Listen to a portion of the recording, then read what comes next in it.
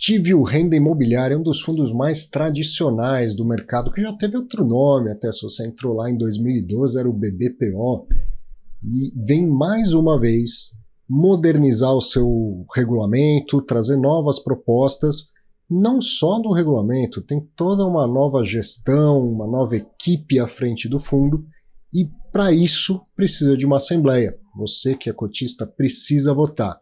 Quem vai te explicar o que e por que está sendo proposto é o Adriano Mantesso, que é Head de Real Estate da Ativio. Aliás, Adriano, além da sua presença, de você falar um pouco da sua grande experiência no mercado imobiliário, seria bacana você falar Ativio, né? Aquele cotista original que entrou em 2012 e tal, o que é Ativio agora que está à frente do fundo? Obrigado pela presença, pelo bate-papo. Imagina, Arthur, é um prazer estar aqui com você novamente, depois de muito tempo. Muito tempo. Vou explicar um pouquinho então o que é a Ativio. A Ativio, ela surgiu, na verdade, o nome é novo, mas a história é antiga. Ela é a antiga BV Asset, que há mais ou menos, um pouco menos de 2 anos, o Bradesco acabou comprando o controle da BV Asset, e daí veio uma série de transformações que estão acontecendo com a Ativio, né? Essa entrada do Bradesco na companhia ainda mantém o Banco BV, então é Bradesco e BV, com controle do Bradesco, e aí veio a troca do nome, todo o reposicionamento da companhia, e é isso que a gente está vivendo agora, né? Então hoje é aquela mesma BV Asset que no passado criou o BBPO11, com também toda a estrutura do Bradesco associada. Isso é Ativio no mercado assim, de fundos imobiliários. Exato. A gente é bastante independente, né? Em termos de decisão dentro da Ativio. O Bradesco participa, assim como a BV, dentro do nosso conselho, mas os executivos lá são bem independentes para tocar essa tese. A gente vem com uma ambição de ser uma grande casa de investimentos alternativos para o Brasil. E aí é um pouco do que a gente vai fazer aqui com os nossos fundos imobiliários e até com a equipe toda. Hoje é uma equipe completamente nova, hoje dentro da Ativio, né? Então, a gente pode falar um pouquinho disso também. Você falou de novo porque você foi o meu segundo entrevistado. Velhos tempos, hein? Desde 2016 eu entrevisto gestores, né, naquele início no Infomoney, e você foi o segundo gestor a aceitar ser entrevistado, né? Naquela época era tudo novidade e foi muito importante para validar essa ideia de ter um canal de comunicação especializado em fundos imobiliários. E eu sei que você já tinha história no mercado imobiliário e ainda bateu asas para outras. Conta um pouco dessa sua experiência. Você é aquele cara que a gente fala que tem DNA imobiliário, né? Eu já estou nesse setor há um pouco mais vai completar agora 20 anos, esse setor imobiliário financeiro que a gente chama, né? E iniciei numa das maiores casas na época, o líder do setor na época, que eram as Brasílias, né? Brazilian Capital, Brazilian Mortgage, Brazilian Securities. Quase que a origem do mercado de fundo imobiliário ali, exato. Né? E de lá nós crescemos bastante, né? E eu acabei ficando à frente do BC Fund. Quando o BTG comprou? Até antes, né? E aí na hora que nós fizemos uma oferta bem grande, foi a maior oferta da época, foi em 2010, foi 360 e poucos milhões. Depois nós fizemos o follow-on e 2 anos depois, que foi até junto com o BBPO na época. Sim. O BBPO foi final de 2012 e a gente saiu para 2012 e 2013 com os em 2 tranches. Na verdade, foi uma oferta na época de $1 bilhão, né, quando o dólar estava 1,7 e tal. Então foi mais ou menos um bid primário e um bid secundário, quase que isso na época. Então foi também só que foi dividido em 2 momentos. E o BC Fund foi um exemplo na época, né? Quem acompanhava a indústria, que veio a ideia era a gente se aproximar mais do mercado de capitais, assim como as empresas se comunicam com o mercado. Então, naquela época não tinha relatório mensal, ninguém fazia isso, ou release trimestral, tal. Já tinha site do BC Fund, tinha reunião com analistas, eu me lembro bem disso. Exato. E também foi a primeira oferta que até, inclusive, trouxe alguns estrangeiros na época, né? Então a gente fez esforços internacionais de distribuição e tal. Então, assim, participei muito do crescimento dessa indústria, Depois, dentro do próprio BTG, fiquei como head dos fundos de renda lá dentro. E aí, aí depois acabei saindo em 2017 para tocar a liderança de um grande fundo de pensão canadense aqui no Brasil e um dos maiores investidores imobiliários do mundo. E fiquei lá por 7 anos, montei a equipe e tudo mais. A gente tinha, na época, quando eu entrei, 8 bi sobre gestão. Um pouco antes de eu sair, estava mais ou menos com uns 20 bi sobre gestão. E aí acabei expandindo também, não só Brasil. Eu era responsável pela América Latina, então com coisas no México, Chile. Mas o Brasil sempre foi onde tinha a maior parte da alocação. E aí veio esse desafio, aí me procuraram para oferecer essa proposta da Tivio, voltar para o outro lado da mesa. Então fui gestor muito tempo, fui investidor institucional e aí voltei para esse desafio de voltar a ser gestor. E fiquei muito, assim, o desafio era bastante interessante. Então, um projeto bacana que a Tivio quer montar, os acionistas também por trás querendo que essa frente cresça de investimentos alternativos para servir não só os clientes, aí no caso do Bradesco e do BV, mas também aí todo o mercado aí, né? Isso é uma experiência importante, né? Você já passou pelo varejo, você sabe como é o cotista, sabe como a renda é importante para ele. Depois você foi para um outro mundo em que a renda não é o mais importante, o importante é comprar e vender, o que te faz aprender muito bem a comprar e vender, né? E agora volta para o mundo do varejo e para a importância de distribuir aquela renda, como se diz, harmônica todos os meses, né? A renda mais próxima possível todos os meses, né? Bom, vamos falar dessas mudanças. O Tivio Renda Imobiliária vem novamente chamar os cotistas para aprovar mudanças no seu regulamento, para modernizar mais uma vez o fundo. De uma forma geral, que eu levantei aqui no material que vocês publicaram, precisa modernizar alguns pontos do regulamento, vai falar de direito de preferência, vai falar sobre responsabilidade limitada, que é um detalhe que eu acho importante, um detalhezinho, mas acho super importante, e tem até um ponto sobre recompra de cotas, que depois você explica brevemente. Depois um outro grande ponto é a nova política de investimentos. Acho que aqui tem coisas importantes para explicar, principalmente essa questão de que se propõe incluir a possibilidade de permuta. Depois a gente vai querer entender o que é essa permuta e como isso pode gerar valor ao investidor. Aquisição de ativos financeiros conflitados, que é uma coisa até mais comum, mais simples, mas é legal de explicar, e um capital autorizado de 10 bi. E por fim, assim, dos grandes temas que eu peguei assim, da proposta, a questão que vocês chamaram de reequilíbrio de incentivos. Eu gostei dessa ideia. São as taxas que os gestores pagam, mas é sim um incentivo do outro lado, né? Eu, investidor de fundo imobiliário, não tenho dor de cabeça nenhuma, porque alguém está tendo essa dor de cabeça por mim. E essa coisa tem que estar equilibrada dos dois lados. Então, o reequilíbrio de incentivos, que é uma alteração na taxa de gestão, e a inclusão de uma taxa de performance. Bastante coisa, eu acho que é importante a gente passar por esses temas para ficar muito claro, para que todo mundo possa votar. E as votações, os temas, eles são independentes, né? Eu vou votar, eu posso aprovar um, não aprovar outro, não precisa necessariamente ser tudo ou nada, né? A ideia até, a forma que a gente colocou, primeiro, é bem a decisão do cotista. Então, por isso que é muito importante a gente engajar e o pessoal entender o que a gente está propondo. E a gente deixou realmente os itens independentes para que, de repente, ele está mais confortável com um e não com o outro.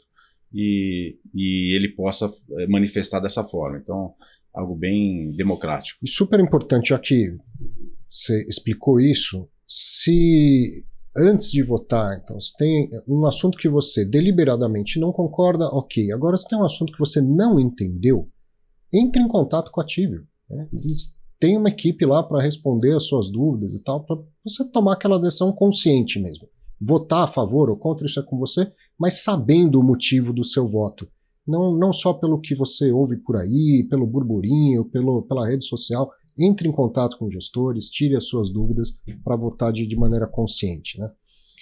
Manteço, direito de preferência. Isso é super comum, praticamente todos os fundos têm. O Tivio Renda Imobiliária não tinha. Por quê? Um regulamento antigo? Olha, se for voltar atrás, né, o fundo lá de 2012, como eu estava explicando no começo, é um fundo que, na época, foi o maior fundo da indústria. Sim. Né? Foi um fundo... Dobrou o número de investidores, tem uma importância até hoje. Tal. Ele não era o maior, mas era um fundo... Chegou até, dependendo um pouco como é que a gente via lá a questão do BC Fund, mas ele chegou assim, trazendo um grupo de investidores que até então era inusitado, né? A gente chegou a ter lá mais de 50 mil cotistas, não me lembro na época, mas era um número muito grande, né? Hoje você tem fundos aí com mais de 1 milhão. É verdade. Loucura. Mas naquela época foi uma quebra de paradigma. Dobrou mesmo. O número de investidores. Tinha 50 mil cotistas em fundo imobiliário, o IPO do BBPO trouxe mais 50 mil. Essa foi a relevância. E é um fundo que ficou parado por 12 anos. Imagina se ele tivesse sido mais ativo durante esses anos, eventualmente ele poderia ter uma história bem diferente. Então, quando ele foi criado, não se previa a ideia de fazer novas emissões e crescer o fundo. Ele foi criado para atender aquela proposta que tinha contratos longos de 10 anos. Então, naquele momento, o investidor olhava e falava, putz, daqui 10 anos, por 10 anos eu estou resolvido, né? E aí chegou, né? O tempo passa, né? Exatamente. Então, é um fundo passivo, por isso. Então, o regulamento muito engessado.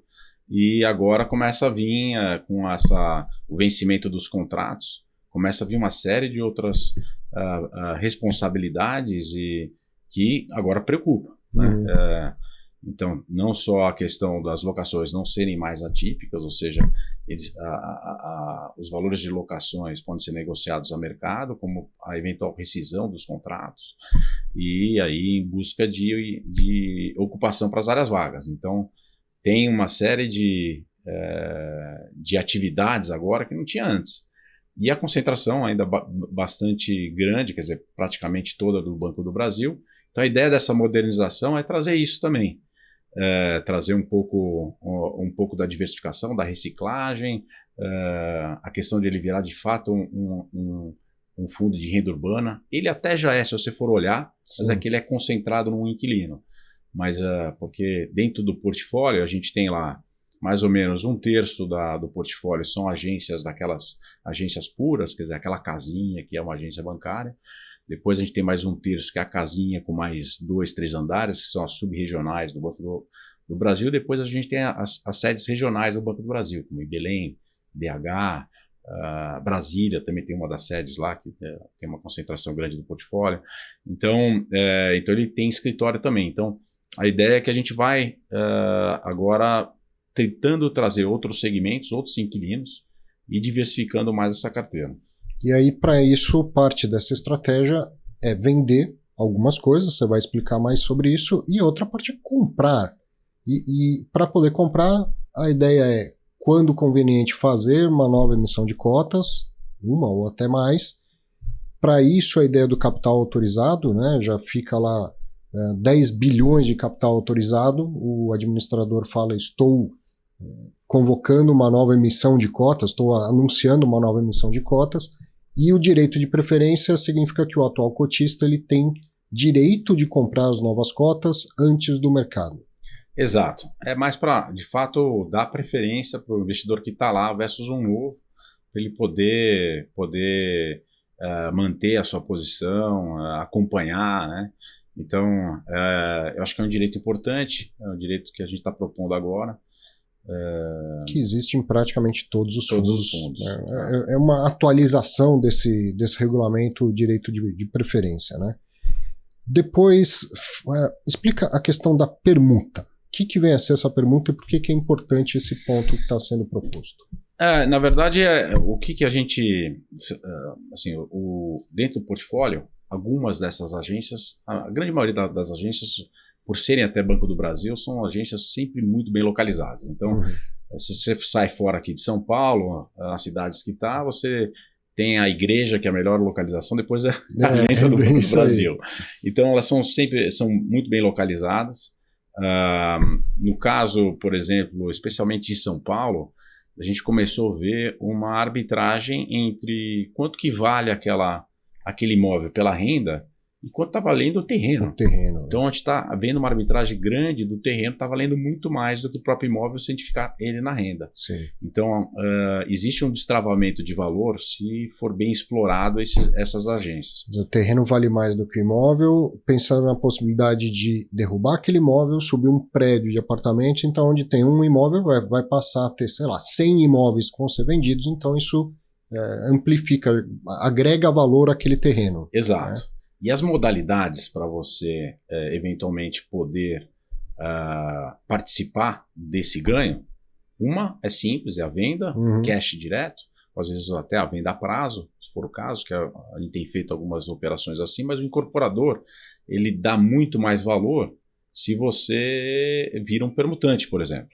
Então, algo que eventualmente teria um retorno determinado, né, com o recebimento em cash, você participando como permutante, os retornos de permuta podem variar aí, chegando até 20% ao ano de TIR, de retorno. Então, não é algo que a gente vai estar fazendo no portfólio inteiro, não é isso. Mas é poder ter a flexibilidade para escolher, olha, vale a pena a gente receber à vista, ou o risco desse projeto é bom, é interessante, incorporador bom, acho que talvez valha a pena a gente participar. Então, aquela situação em que você vende o terreno e recebe, quando for vendido os imóveis prontos, você recebe uma parte daquilo. Exato. Ou do fluxo, assim que ele vai recebendo o fluxo de vendas, né, o fundo estaria também recebendo a sua parcela do terreno nisso. E assim, como o fundo também ele é bastante pulverizado, nós estamos falando de fazer uma pequena parcela. Às vezes um imóvel desse é 3% da carteira, 2%. Né? Então não é para assustar, não é? A gente não está entrando... Não vai virar um fundo de desenvolvimento imobiliário. Não, mas é isso, a ideia, falando inclusive sobre a nova política de investimentos, então essa questão da permuta é um dos detalhes dessa nova política de investimentos. Acho que o principal é ele ter cada vez mais essa cara de fundo de renda urbana. E na renda urbana são muitos imóveis e segmentos possíveis, né? Basicamente tudo aquilo que tem porta para a rua pode ser uma estratégia interessante para o fundo. Né? Exato, Arthur. A renda urbana a gente chama que é aquele varejo não organizado, que não é o varejo que está dentro do shopping, que você tem um ecossistema controlado, né? Está na rua, é aquilo que a gente passa e vê todo dia, né? Sim. E a beleza desse tipo de ativo é que ele não está só em São Paulo ou no Rio de Janeiro, está no Brasil inteiro. Exato. E então tem um espectro de originação muito grande, né? E te dá possibilidades da diversificação, que a gente fala bastante sobre diversificação, mas de fato, num fundo como esse, você consegue, por os ativos serem de valor menor, o que permite que você realmente consiga essa pulverização e diversificação do investimento, mas também numa eventual reciclagem, é muito mais fácil você vender uma agência, uma lojinha, do que vender um prédio inteiro. Então por isso que a questão, a gente vai falar um pouco sobre a performance, por isso a questão da reciclagem é bastante importante. E o imóvel de renda urbana, eu costumo falar que ele não é o endereço final daquele terreno, né? Ele não é a destinação final daquele terreno. É muito comum, quando eu te entrevistei, você não tinha cabelo branco, eu ainda não era calvo, né? Então a gente já está numa fase da vida que a gente passa a falar para os filhos, tá vendo onde é esse prédio aí? Aqui era uma lojinha, aqui era uma agência do Banco do Brasil, né? Porque o imóvel de varejo, ele não é o destino final daquele terreno. Muitas vezes a cidade vai adensando. Exato. E outras estruturas vão sendo viáveis ali. E se isso for mais lucrativo para o fundo, então você pode pensar em vender um imóvel, em permutar com um incorporador ou coisa assim. Né? Exato. Legal. Bom, eu vou passar para uma série de perguntas que vocês coletaram com os investidores. Eu achei isso ótimo, porque é a pergunta mais importante, né, de esclarecer para que as pessoas tenham essa clareza na hora de votar. A primeira delas, como a gente está falando de capital autorizado, então o administrador passa a ter mais agilidade para fazer uma nova emissão de cotas. Uma dúvida que é muito comum entre os investidores é a questão do critério para emissão de novas cotas pelo capital autorizado. E aí tem uma que está bem clara, assim, o investidor mandou: quero estar protegido de emissões abaixo do patrimônio líquido, abaixo do PL, do valor patrimonial, né? Qual é o direcionamento para isso? Que eu sei que é uma dúvida de muita gente. Tá. super importante. A gente, assim, a nossa visão é não fazer emissões abaixo do patrimonial. A gente sabe que isso acaba sendo prejudicial para o investidor, né? E a forma que a gente acabou colocando é muito, assim, é uma forma mais abrangente de como a gente pode chamar. Por quê? Porque a flexibilidade dependendo da oportunidade, ela pode ser bastante importante, porque também depende do que você vai usar aquele dinheiro, para que você vai comprar, né? Sim. Se eventualmente você comprar algo relativamente até mais descontado que o próprio desconto que está tendo na emissão do PL do fundo, não sei se foi longa a frase aqui, mas permitiria que a gente capturasse esse tipo de oportunidade, né? Então, a ideia toda do capital autorizado é para que a gente possa ter agilidade nessas oportunidades que vêm ao mercado, que dentro de um processo normal, né, de assembleia, acaba demorando mais e a gente talvez fique menos competitivo do que os outros, Sim. que hoje tem essa flexibilidade para chamar capital, né? Que eu acho que é outra coisa importante de comentar. Esse capital autorizado, ele passou a ser permitido pela CVM lá por 2015, se não me engano. Então, os fundos que nasceram depois disso, eles já têm capital autorizado. E aí os fundos antigos vão ficando menos ágeis do que os outros. Então é importante até pela natural competição que existe no mercado imobiliário que o capital autorizado coloque no mesmo patamar de outros fundos, né? Então, assim, é muito comum a gente acompanhar no mercado, tem uma grande maioria que tem já esse capital autorizado, já vem com a flexibilidade de poder emitir de 3 maneiras, seja ele a mercado, seja ele a patrimonial ou outra métrica que o gestor achar justo, né? Mas e todo mundo acaba respeitando muito a regra de emitir sempre aí no patrimonial, ou próximo patrimonial, ou às vezes até acima do patrimonial, mas sempre o patrimonial acaba sendo o grande piso. Então, mas é importante ter essa flexibilidade, porque vocês não sabem que tipo de oportunidade pode surgir e pode fazer muito sentido para o fundo. Então, é um pouco a mesma tônica que a gente está tomando aqui, com todo esse cuidado, né? E também a reputação do gestor. Eu acho que quando ele faz qualquer ação que seja um pouco diferente da indústria ou que isso possa penalizar o cotista, ele será penalizado também pelos próprios cotistas. Então acho que tem que, se for fazer alguma coisa assim, vai estar muito alinhado, vai fazer muito sentido. Ou seja, a diretriz é fazer emissões pelo menos no valor patrimonial e não abaixo, salvo uma grande exceção que daí seria mostrada, explicada ao investidor e ele decidiria. Manter outro assunto importante é o que vocês chamaram de reequilíbrio de incentivos. Então eu queria falar sobre as alterações propostas para a taxa de gestão e depois explicar com mais detalhes a taxa de performance que hoje não existe e passaria a existir. Então, taxa de gestão. Tá. Quanto que ela é hoje e a proposta é que ela aumente, né? Importante explicar o motivo disso. Exato. Acho que isso é muito importante a gente explicar, porque assim, é um tema super sensível, né? Tem que entender um pouco o histórico do fundo até antes, né? Então o fundo, como a gente falou, era um fundo passivo, sem nenhum tipo de gestão, né? E a gente vem assumindo desde o ano passado, a gente fez uma alteração recente no ano passado, provisória, quer dizer, fez uma alteração para permitir que pelo menos pudesse vender ativo, porque antes não podia nem vender. E a gente vem fazendo desde lá alguns exemplos dessa reciclagem, mas não foi ajustado o incentivo nesse sentido. Hoje a gente cobra para a gestão 17 bips. 0,17% sobre o patrimônio do fundo. Sobre o patrimônio do fundo. Na verdade, valor de mercado do das fundo. cotas. Realmente é um custo que a gente hoje... Esse é um fundo que dá bastante trabalho, porque nós estamos falando aí de mais de 60 ativos espalhados pelo Brasil, e que esses ativos têm muita coisa diferente de um prédio onde você tem um condomínio. Não tem condomínio. Então você tem lá um prédio, uma casa, e às vezes precisa fazer obra estrutural, de fachada, que não é também o inquilino que tem que fazer.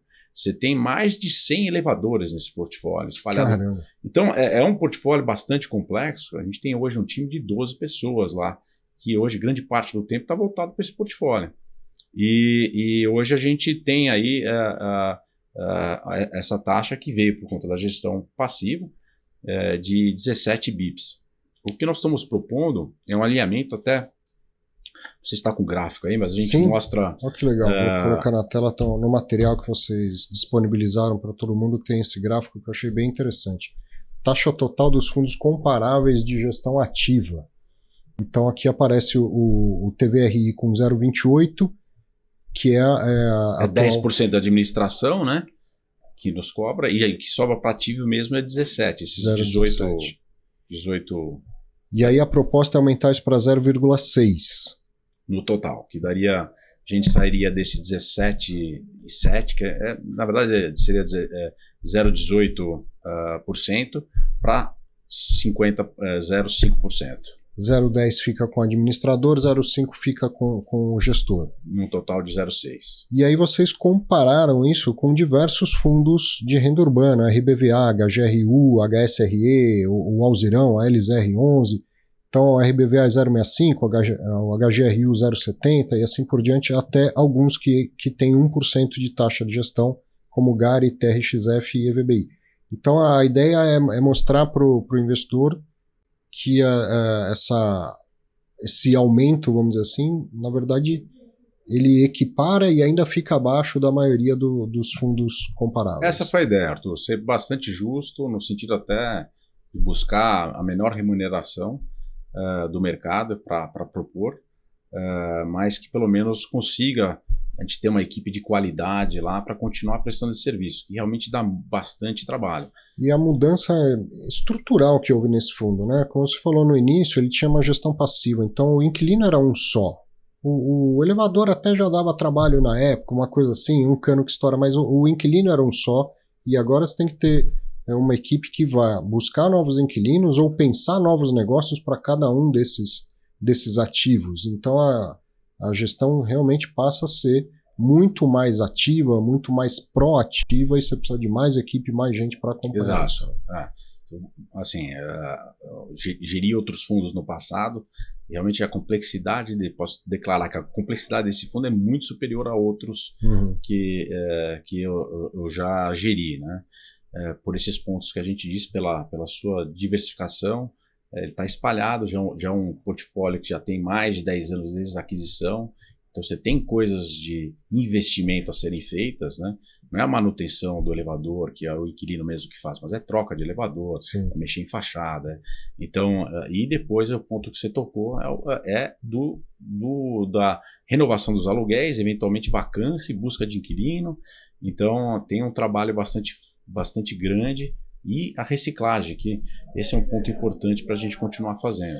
E antes até de perguntar da taxa de performance, pode ser que tenha gente pensando assim, mas precisa fazer tudo isso, vender imóvel, então deixa quietinho lá, tá bom, tá dando certo. É imóvel, né, manter isso, ou atualiza aquilo, ou moderniza aquilo, ou ele vai perdendo a atratividade, né? Exato. Quem aqui não tem um imóvel, ou tem um imóvel que está para locação, que não é um prédio, está na rua, tá? Né? Precisa pôr segurança, precisa cuidar, depois se o inquilino sai, né? E mesmo em tempos você tem que fazer uma reforma, né? Então, acho que todo mundo conhece essa dor e não é fácil, né? Sim. E é isso que, então, atualizando o que era para o que é hoje. Então, a gente está falando de uma forma de gerir diferente e de imóveis que hoje tem 12 anos a mais do que tinham no início do fundo. Então, tudo isso traz mais trabalho.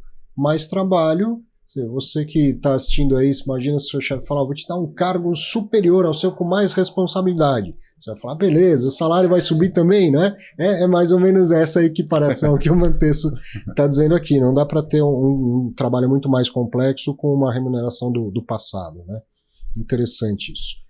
E a taxa de performance? Por que eu diria até que, quando a gente olha o gráfico que vocês trouxeram, a taxa de gestão do TVRI, ela ainda é abaixo de todos os demais que vocês compararam.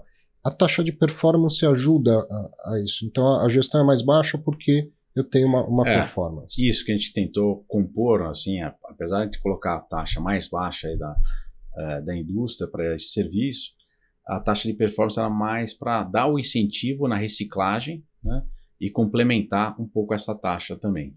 Então, explica, a taxa de performance como um todo é como um prêmio, como um bônus. Você que trabalha numa grande empresa, costuma ter um bônus de fim de ano, a taxa de performance é mais ou menos isso. Se o gestor entregar um resultado acima de algo comparável, que o Manteço vai explicar o que é esse comparável, ele fica com uma parte desse lucro acima.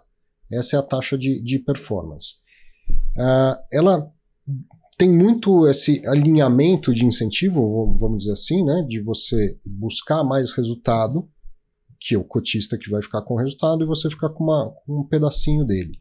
E eu acho que o importante é realmente a gente entender o que é esse comparável. Quer dizer, eu vou ganhar, eu falo que a taxa de performance, assim, você dá uma medalha se o gestor correr uma maratona por você. Se for para dar uma voltinha no quarteirão, essa taxa de performance não vale a pena. Que maratona é essa, né? Que os gestores do Tivio têm que ganhar para poder ter a taxa de performance? Boa, Arthur. Acho que o primeiro ponto, que às vezes quem não lê com cuidado a nossa convocação, né, a nossa carta, quer dizer, e a sugestão, a proposta, é que nós cobramos uma taxa de performance de 6% sobre uma cota ajustada. A discussão de uma taxa de performance, logicamente cada fundo é de um jeito, né? Então você tem que pensar um pouco qual que é a melhor que se adapta a esse tipo de fundo. Então você poderia partir de uma taxa de performance que é mais ou menos o PL do começo do ano, alguns fundos fazem isso, a distribuição e o PL no final do ano. Aí tem muita discussão, quem é que controla esse PL, quem faz a avaliação, pode achar que tem algum tipo de conflito. Ou se faz a taxa baseada no valor de cota a mercado, acontece esse efeito, pode estar acontecendo alguns efeitos na cota que não tem nada a ver com a performance do ativo. Sim. E penalizar o gestor, né? Então, para ser mais isento possível, a gente partiu lá do valor da cota de 2012. Nós fizemos o seguinte, peguei uma cota lá de 2012 e nós trouxemos ela até hoje como se ela tivesse sido atualizada pela inflação. Então essa cota hoje está chegando muito próximo, ela ajustada à inflação, no gráfico a gente tem gráfico isso aí, também para a gente mostrar. Mostra que essa cota está chegando quase a R$200, vai, 195,8. Isso. Então essa cota que era R$100 em dezembro de 2012, com toda a inflação do período, hoje ela equivale a 195,80. Exato. Então aí não tem nenhuma inferência ou estabelecer um valor, ela parte lá da origem, né? do 100 lá de trás, né? E em cima dessa cota ajustada aplica 6%. Então, na hora que você aplica isso, a gente deveria começar a distribuir para ter performance algo muito próximo de R$1 por mês. Né? Então, o que tem que superar esse 6%? É o preço da cota na bolsa ou é o quanto vai ser distribuído de dividendos? É quanto vai distribuir de dividendos. Certo. Tá. Então, sobre isso, a gente tem que estar distribuindo um base. Isso vai sempre ajustando, então essa cota vai crescendo a inflação. É muito parecido com a relação quando você compra imóvel e você tem alocação. Sim. O teu principal, digamos, é a cota, assim como você tem o principal do ativo, deveria crescer a inflação, que não necessariamente essa não é a história, né? Mas deveria ser isso. E depois você tem um rendimento sobre aquele principal ajustado pela inflação. Então, a dinâmica é muito parecida, né? Então eu posso dizer que a performance acontece se a distribuição de dividendos ela for mais do que IPCA mais 6, a inflação mais 6, porque o valor base dessa cota ele vai continuar sendo corrigido pela inflação. E aí calcula 6% em cima disso sobre essa cota ajustada. Então, se ao final do período, né, 6 meses que tem que ser pelo menos uma taxa de performance, digamos que a distribuição tenha sido 8%. Então, desses 2 que passa, você ganha uma parte. Exato. Então, certo. Dando um exemplo prático até para entender. Vamos, para simplificar, a cota ajustada dá R$200. 6%, nós estamos falando de 12. Certo. Então, a gente deveria distribuir R$12 naquele ano, ou seja, R$1 por mês. Tudo que excedesse R$1, a gente teria performance sobre ele. Entendi. Fica mais fácil. Aí ano que vem, ou cada semestre ajusta a inflação, e aí se aplica o 6 sobre essa cota ajustada. É importante dizer que hoje, para os 2 casos, tá, Arthur? Acho que eu não falei isso, é bem importante. Tanto para o ajuste da nossa taxa de gestão, quanto da performance, ela só vai ser aplicada caso, durante os próximos 18 meses, se a distribuição do cotista for maior, líquida, depois de pagar os nossos FIIs e eventualmente performance, for superior ou igual a R$ 1,02. Hoje nós estamos distribuindo 98 centavos, ou seja, a gente está propondo essas mudanças que não vão impactar a distribuição que ele está tendo hoje. Pelo contrário, essa distribuição tem que crescer o suficiente para que depois de nos pagar, consiga ainda distribuir R$ 1,02 por cota para o cotista.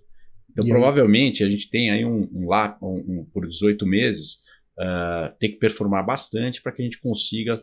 Então, mesmo que o cotista aprove a mudança e passe a ter taxa de performance, enquanto o dividendo não subir para 1,02, não tem performance. Não tem performance e não tem FII de gestão maior. A gente vai continuar recebendo os 17 ou 18 bips aí sobre valor de mercado.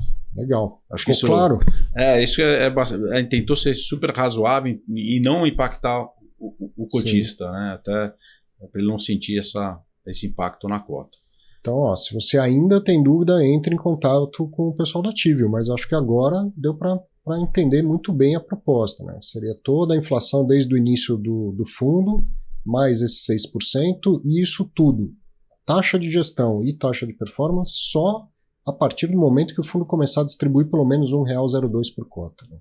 Bem interessante, acredito que tenha ficado bem claro. E outra dúvida que surgiu, se isso era retroativo. Não é retroativo, não tem nada de performance passada, né? É tudo daqui para frente e ainda depende dessa linha d'água aí que a gente tem que bater. E aí, para o aumento do dividendo, uma coisa sobe o aluguel e aí aumenta o dividendo e tal, isso tem uma dinâmica de mercado. Agora, as vendas, elas ajudam muito nisso, né? A reciclagem dos ativos, a venda de alguns imóveis. E ela é importante até para, como se fala no mercado, destravar o valor. Aquele imóvel que foi comprado a 100, por exemplo, no fundo, hoje ele vale 150, e quando você vende ele por 150, esse lucro também vira dividendo para o cotista e isento de imposto de renda. Esse é um ponto importantíssimo, Arthur, porque sim, o mercado entende que cota de fundo imobiliário tem que subir.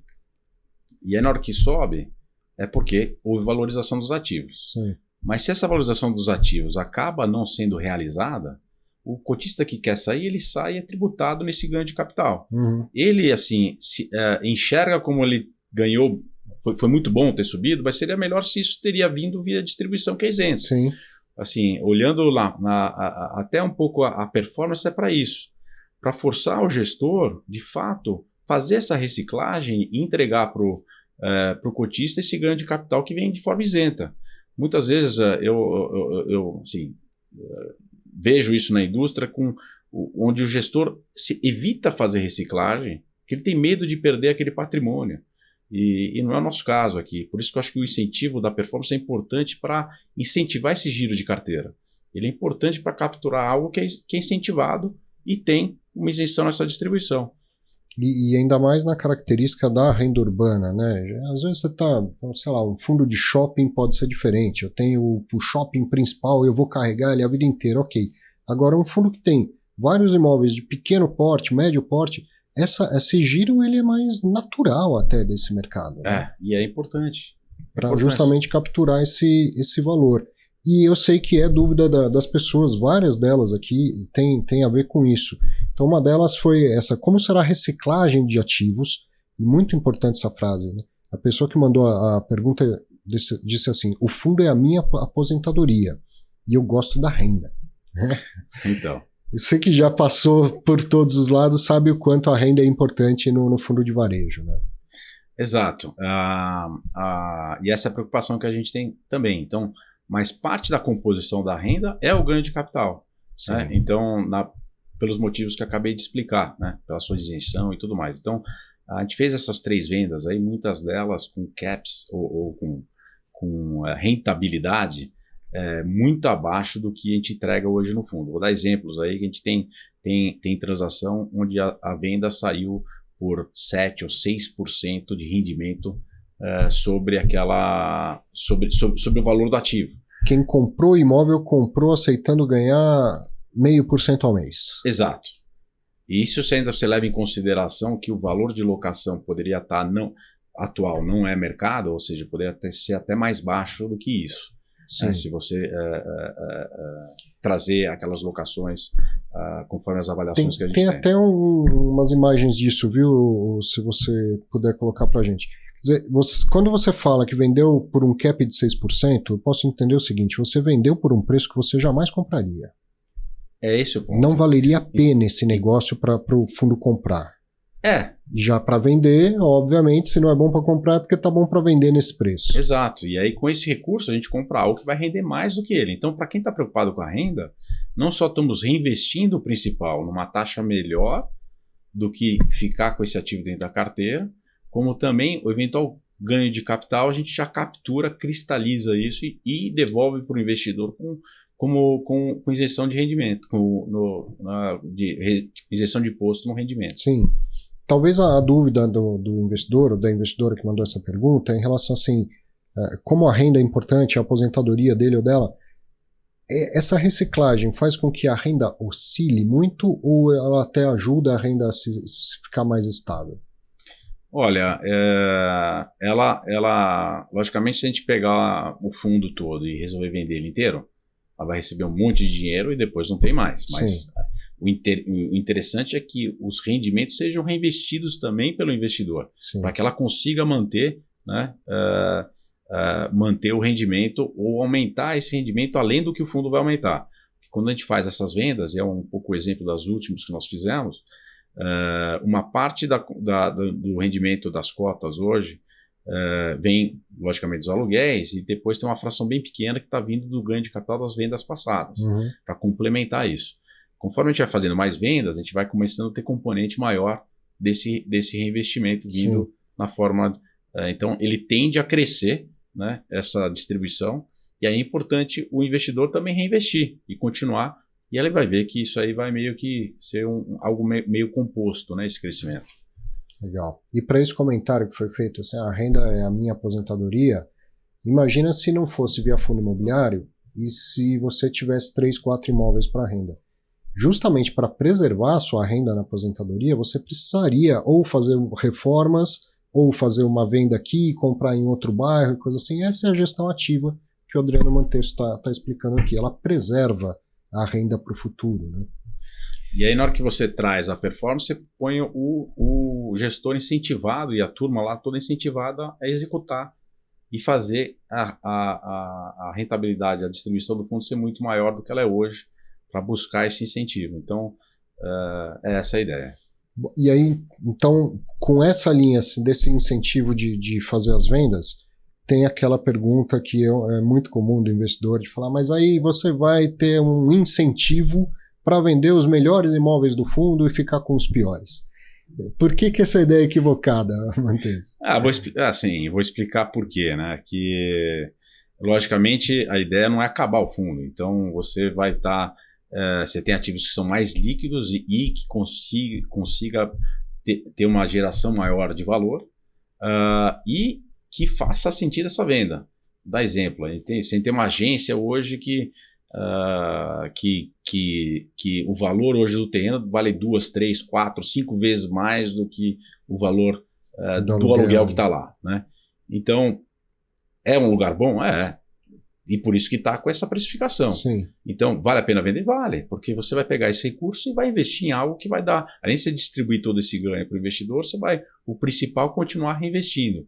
Então, o resto vai fazer parte do portfólio, não necessariamente não faz sentido também vender uma outra coisa que vai ficar vago. Então, mesmo que isso possa dar eventualmente um prejuízo, né? Mas você tem que fazer essa reciclagem. E eu acho que isso faz parte da composição da carteira. E é isso um pouco das últimas transações até que nós fizemos. Foi olhando um pouco isso. Olhando ativos que eventualmente a gente não via crescimento nele. A proposta era boa relacionada quando comparada com as nossas avaliações. E ao mesmo tempo, se a gente enxergasse algum risco de ficar vago, também mais um dos motivos que a gente estaria vendendo. E não necessariamente foram as nossas melhores agências, né? Então a ideia é que isso vem muito do gestor, né, e da qualidade do serviço que vai prestar, né? Mas isso é do cotista. Quando vende, ele fala que vendeu o melhor imóvel do fundo. Quando o fundo compra um imóvel que foi vendido por um fundo de pensão, por exemplo, Ele fala, comprou o pior imóvel do fundo de pensão. Se fosse bom, o fundo de pensão não tinha vendido. Mas quando o fundo imobiliário vende, ele fala, vendeu o melhor imóvel do fundo. É uma ilusão, uma coisa que circula a imaginação do investidor e que, obviamente, não é essa a realidade. Né? Senão a bolsa ninguém comprava, ninguém vendia. Exato. Né? Eu falo assim, se você vende um carro usado, o carro era seu, você estava cuidando dele até agora, servia você, a sua família. E a pessoa que comprou o carro usado vai usar por mais tantos anos e vai servir a família dele. Não tem essa de se fosse bom não vendia, né? Se está vendendo é porque o ativo não é bom, ou vendeu só porque é o melhor ativo do fundo. Vende aquilo que faz sentido vender, compra aquilo que faz sentido comprar. Né? E a dinâmica do fundo imobiliário, ela depende dessa confiança que a gente tem no gestor. Pô, eu tenho 20 e poucos fundos imobiliários, então posso dizer que eu tenho participação de mais centenas de imóveis no Brasil inteiro. Eu não tenho a menor ideia de o que está acontecendo, se o inquilino está reclamando. Eu sei que meu dividendo cai todos os meses. Para isso, é preciso que tenha um gestor profissional pensando o que comprar, para quem alugar, quando vender. E essa confiança é importante e o incentivo, a remuneração do gestor é importante também. Né? É a maravilha de investir em fundo imobiliário é ter acesso a imóveis de qualidade sem precisar se preocupar com a gestão. Né? Deixa eu ver mais algumas perguntas aqui dos investidores. O que acontece se não forem aprovadas as alterações da política de investimento e do aumento do capital autorizado? Olha, Arthur, a gente vai deixar de ter essa flexibilização que a gente comentou no começo, né? Uhum. Principalmente do tipo de transação que a gente pode fazer no fundo. Então, podemos estar deixando algo na mesa. Logicamente, o cotista aí é soberano, tem que entender isso. Sim. Né? E o capital autorizado é para a gente ser mais competitivo no mercado, numa concorrência, ser mais firme na hora que a gente vai fazer uma proposta, sabendo que a gente consegue ter agilidade para levantar esse capital. O processo de assembleia, tudo é um processo relativamente longo e vai deixar a gente menos competitivo quando os outros já têm essa funcionalidade. Então essa é a importância da modernização e de dar mais flexibilidade à gestão. Compara, se em vez de fundo imobiliário fosse você mesmo que tivesse os imóveis, acho que fica mais fácil de entender o porquê que a gestão quer essa modernização e essa flexibilidade.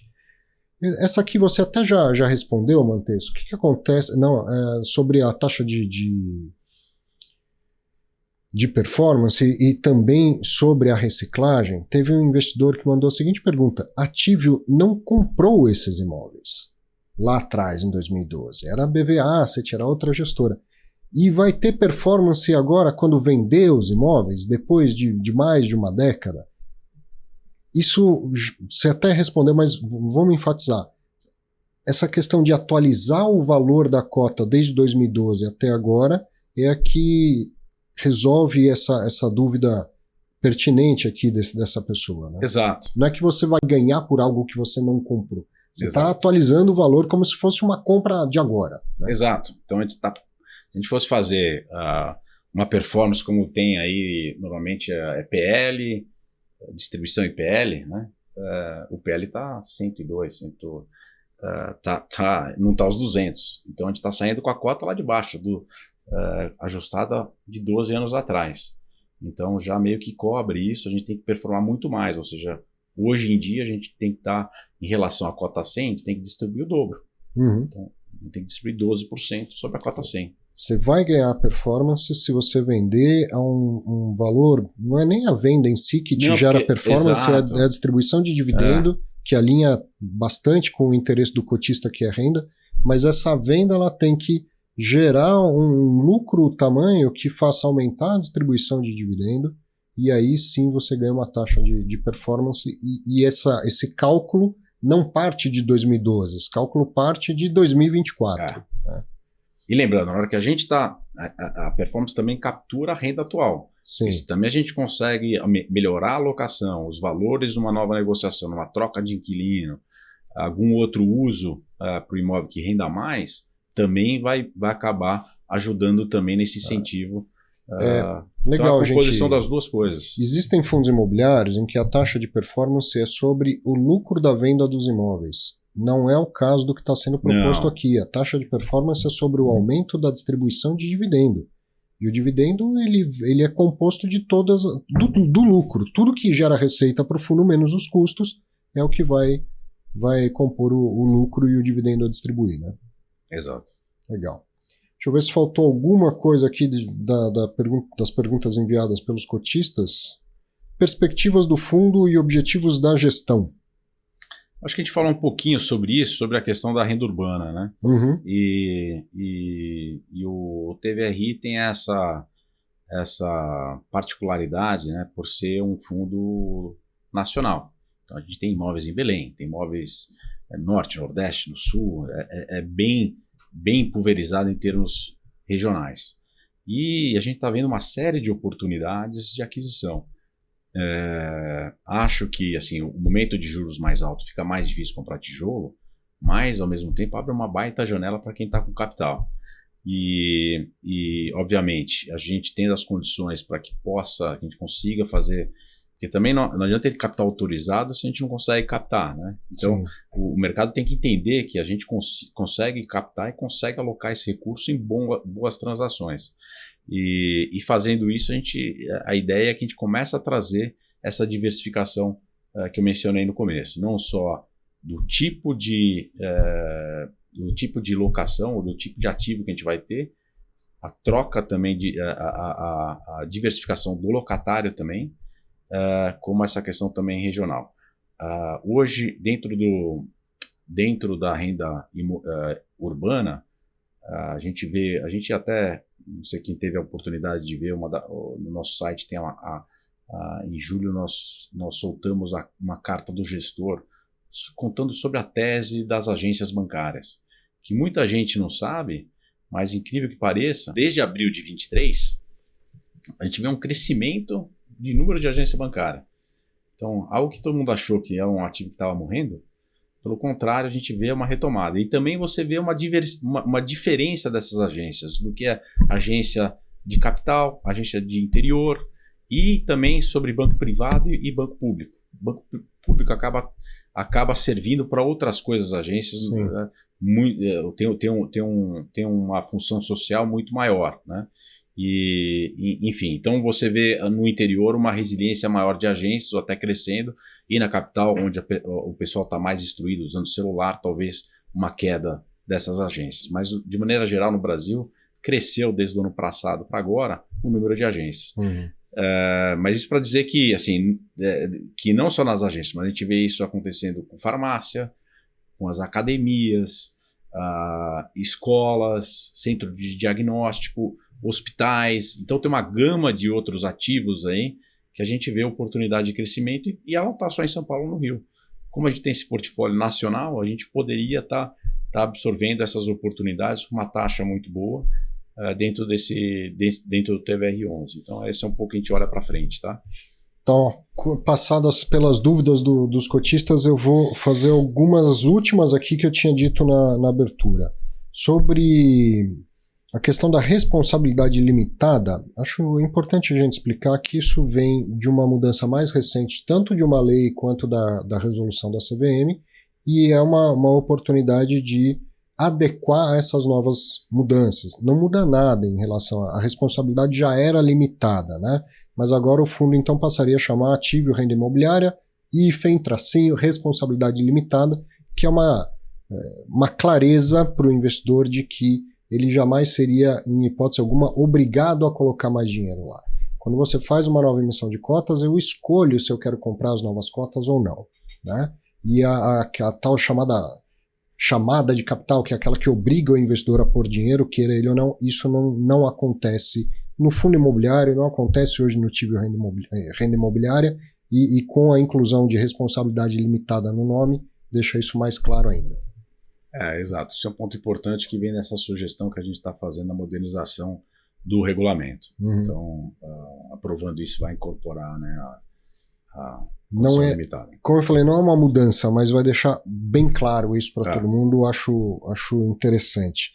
E deixa eu ver se tinha mais alguma coisa aqui.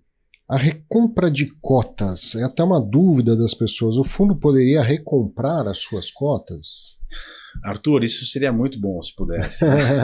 Houve aí entre a nova resolução, né, quando publicaram o 75, veio uma redação que não ficou muito clara. E recentemente a gente conseguiu, e não foi a tempo de a gente ajustar isso na proposta, porque na verdade não se trata da recompra da cota pelo gestor como a gente imaginava, né, quando saiu essa instrução.